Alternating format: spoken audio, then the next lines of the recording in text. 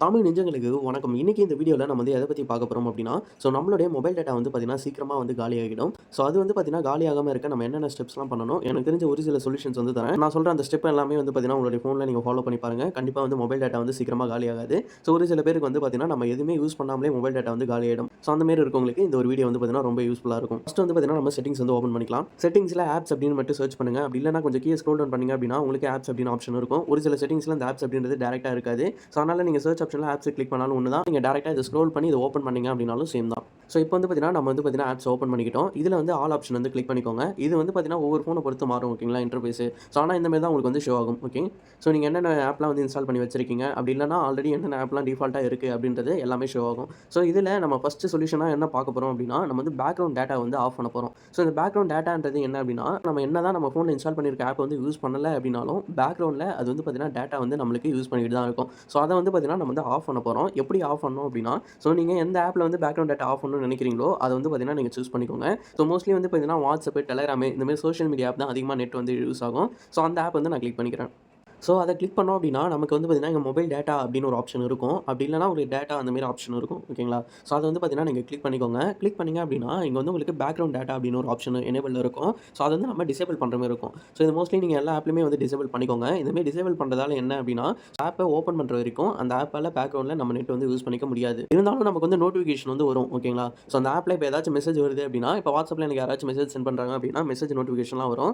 அத தவிர்த்து அவங்க ஏதாச்சும் ஒரு வீடியோ அல்லது ஏதாச்சும் ஒண்ணு சென்ட் பண்றாங்க அப்படின்னா, அதெல்லாம் டவுன்லோட் ஆகாது. நம்மளே டவுன்லோட் பண்ற வரைக்கும் அது வந்து டவுன்லோட் ஆகாது. அப்ளிகேஷன் வந்து ஓப்பன் பண்ணிட்டோம் அப்படின்னா, நமக்கு ஆட்டோமேட்டிக்கா டவுன்லோட் பண்ற ஆப்ஷன்லாம் இருந்தது அப்படின்னா, இது வந்து பார்த்தீங்கன்னா ஆட்டோமேட்டிக்கா டவுன்லோட் ஆகும்.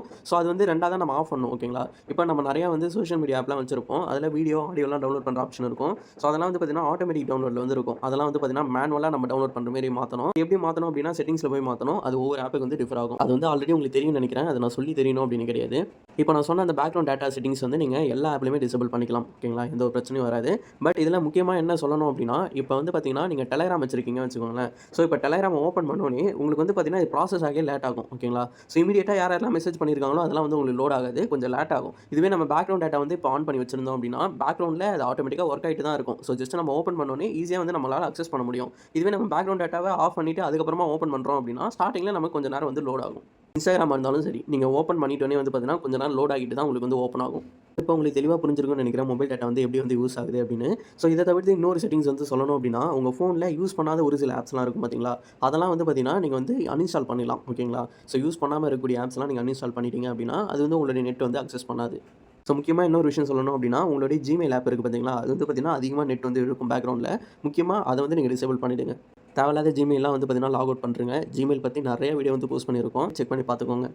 நான் சொன்ன ஸ்டெப்பெல்லாம் நீங்க வந்து கரெக்ட்டா ஃபாலோ பண்ணீங்க அப்படின்னா, உங்களுக்கு எந்த ஒரு இஷ்யூவும் வந்து வராது.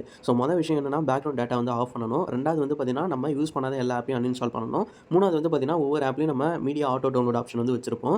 அது வந்து பார்த்தீங்கன்னா, நம்ம வந்து டிசேபிள் பண்ணணும். ஓகேங்களா? அது மட்டும் இல்லாம Play Storeல வந்து பார்த்தீங்கன்னா, உங்களுக்கு ஆட்டோ அப்டேட் ஆப்ஷன்லாம் ஆன்ல இருக்கும். அதெல்லாம் நீங்க டிசேபிள் பண்ற மாரி இருக்கும். அதெல்லாம் வந்து இந்த வீடியோலயே நம்ம சொன்னோம் அப்படின்னா, கண்டிப்பா லேட் ஆகும். அது முடிஞ்சா நான் தனியா ஒரு வீடியோ போடுறேன். அப்படி இல்லன்னா நீங்களே வந்து பண்ணலாம். ரொம்ப ஈஸி தான்.